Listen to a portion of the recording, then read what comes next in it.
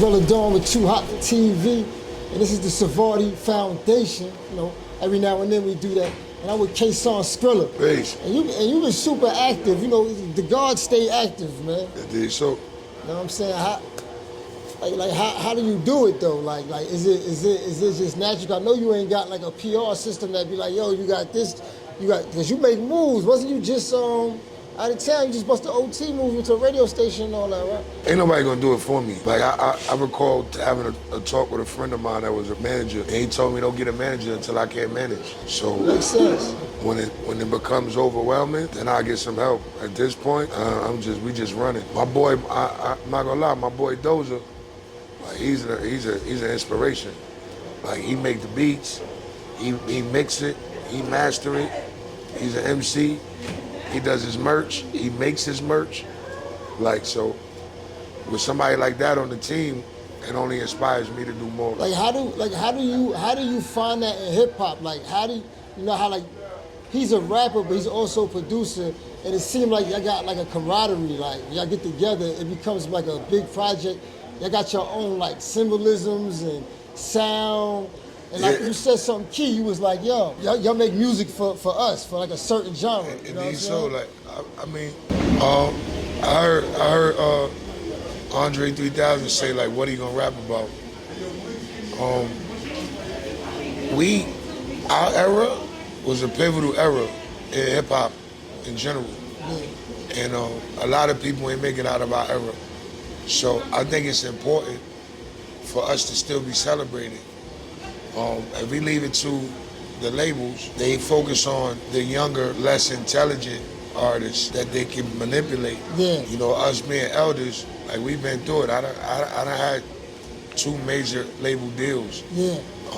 I've been a part of a lot of major situations, so I have a little more information and a little more experience than most. Yeah. So, you know, I take that with that.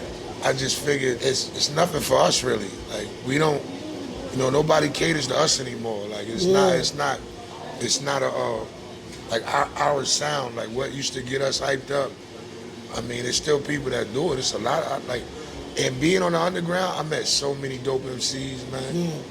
So we still here, but we just not getting the attention that the mainstream dictates. So we just keep banging. I think the more I see, like, it's crazy because if you listen to the algorithm, we all are on the same algorithm. So when you realize that the work being put in is making it make noise. Bro, I ain't gonna lie, man.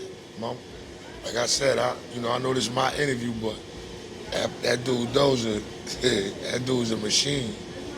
That dude's a machine. And see, it's one thing for me to tell you, yo, get your merch. Yeah.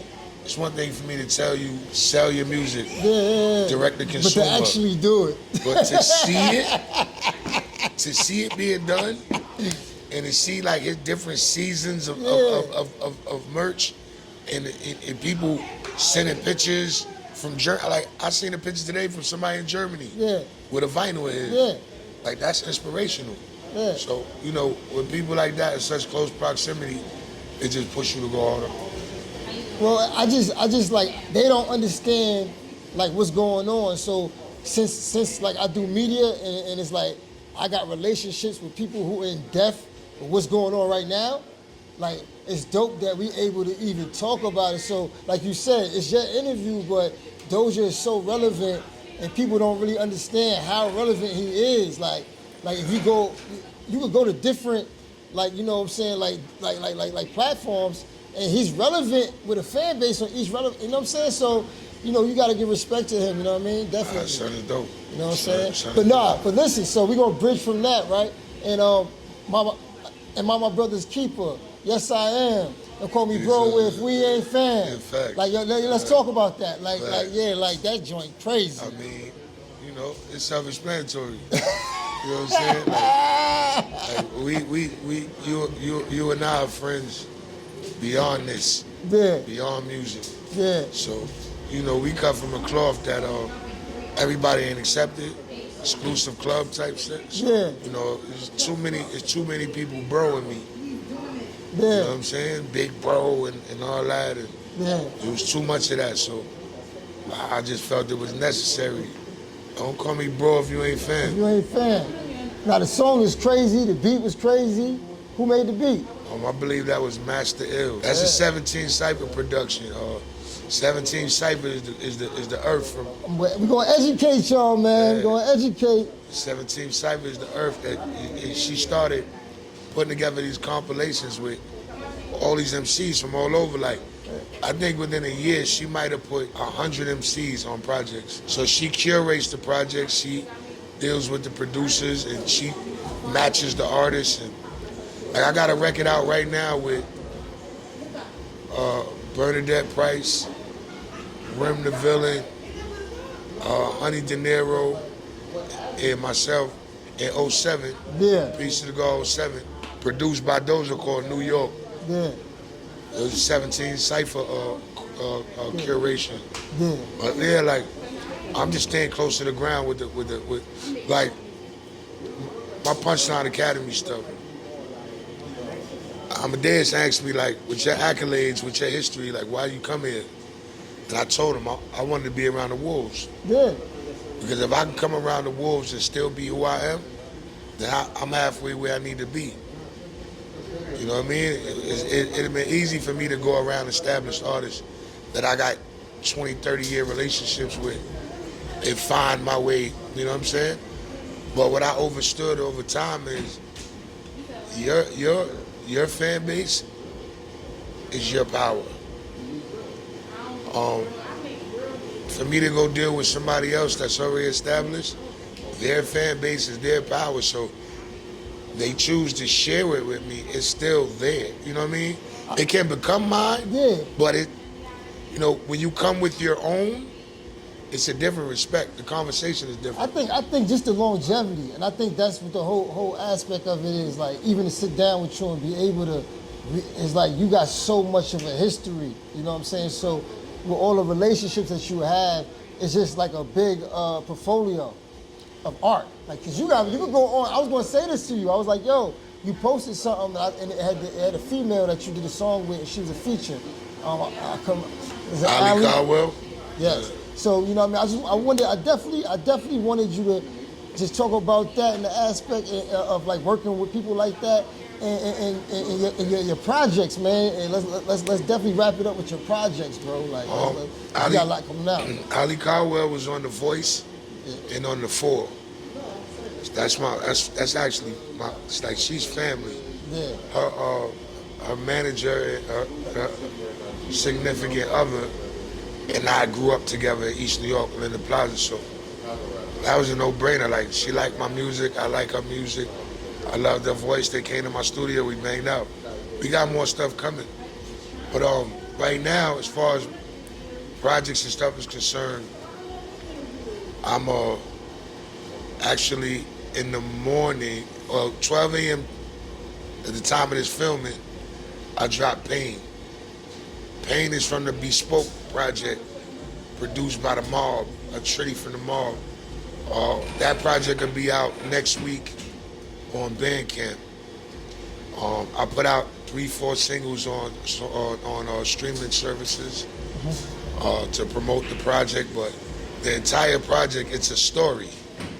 Like, from beginning to end, if you listen through, you'll understand the story. It's pretty much a story of portrayal. And Bespoke means tailor-made. Yeah. So I tailored that, with that in mind, to tell that story. That's for May. June, I'm dropping the God Skrilla project with Those Are the Drum Dealer. I'm excited about that. I'll let you hear a couple of joints over there.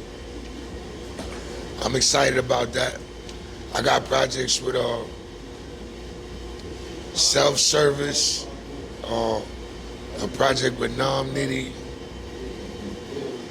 And these are people that I know, like, well over, like, I knew Self 30 years, easy.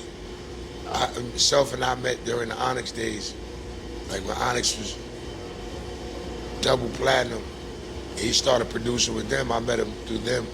That's And what we I'm just saying. been rocking since then. You definitely work with like people that's deep in the game that has a history in the game. Like the production is definitely serious. You know what I'm saying? I mean, yo, like, I used to go to Rottweiler crib on 212 in Hollis.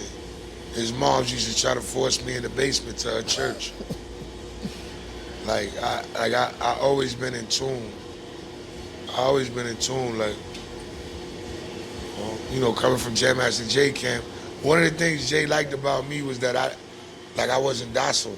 Yeah. I didn't just stand there. I networked. Nah, I politicked. I met people. it's an asset to it too. The personality. Absolutely, You know what I'm saying? absolutely. It's an asset to it. And I learned that, like, I learned that from being around Jay. Yeah. Cause it's like, what are you here for? You just here to leech off of me? Like, if I'm putting you in the rooms and comfortably in the rooms, do something while you in those rooms. So just for you to be able to be an MC, right, and be able to work with Jay and that level, like, you know what I'm saying? If a Jam Master Jay, you to be sitting there and he giving you the jewels, like, you ain't, I mean, like, it's something that you would carry for the rest of, you know what I mean? Like, I tell people that all the time. The stuff that Jay taught me, he can't teach nobody else. So I try to school artists. I try to school people. Like, man, Jay taught me how to shave my face, and I was a barber. You ain't getting that. You know what I'm saying? You ain't Like, getting that. You ain't. That's not regular. You know what I'm saying? Like, people act like certain things, certain experiences is just not. When you grow up hip hop, that's growing up hip hop. When it's every day. When it comes to that type of shit. You know yo, what I'm man, like, I'm from Roosevelt Projects. I went to PS 81. One of the kids in my class, his government name was Denard. Denard is Mos Def little brother. Like, when I was in elementary school, Mos Def was on a TV show with Bill Cosby, some detective shit, right? Now look, Divine Sounds. Yes. They made a record called What People Do for Money. Mm-hmm. Disco Richie lived around the corner from my projects. Yeah. Like, we used to walk past his house. He used to live over the liquor store or next to the liquor store. The next block over, 2 blocks over, Big Daddy Kane lived there. This is all, is, you know what I'm saying? This is all. It's crazy how. You know what I mean? Yeah. Big that way, Fab that way, Hove that way. Like, I grew up in a rich neighborhood, a rich environment. That's influence with the lyricists. Bro, somebody in the building used to bring turntables outside randomly, and everybody from every neighborhood would end up in front of your building. And, I'm 7, 8, 9 years old, waiting to get the mic so I can rock it to the beat so viciously. You know what I'm saying? Like, I'm from that grade. Yeah. Nah, so it's just a blessing, and that's why I try to document what we talk about, because it's like I already know that certain stories ain't been told yet. You know what I'm saying? Yeah. But you know how we do. I appreciate you dropping the jewels you drop to and educating the different platforms and the different things that artists can jump on and do. You know what I'm saying? I think so. You know what I mean? It's kaeson, skrilla. You know what I'm saying? It's Relthadon, man. It's Too Hot for TV. Nah, I do, man. We out of here. Too Hot for TV.